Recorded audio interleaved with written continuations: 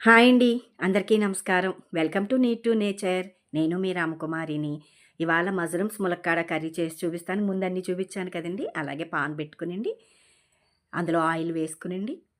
ఉల్లిపాయ ముక్కలు ఇవన్నీ మగ్గనిచ్చుకునండి. ములక్కాడలు వేసుకోవాలి. అలాగే రుచికి సరిపడా ఉప్పు, కారం ఇవన్నీ వేసుకోవాలండి. యాజువల్‌గా అన్నీ వాటర్ పోసుకోవాలి కదండీ! ఇవన్నీ మగ్గనిచ్చి వాటర్ పోసుకునండి.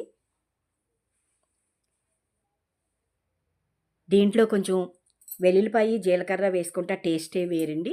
ఏ కూరలో అయినా సరే బావుంటదండి. అలాగే కుక్కర్ పెట్టుకునండి 4, 5 విజిల్స్ రానివ్వాలండి. అంతేనండి సింపుల్. ములక్కాడ, మష్రూమ్ కర్రీ రెడీ అండి. దీనికి కాంబినేషన్ సాంబార్ పెట్టుకుంటే ఇంకా రుచిగా ఉంటదండి. నా channel need to nature subscribe చేసుకోండి, లైక్ ఇవ్వండి, షేర్ చేయండి.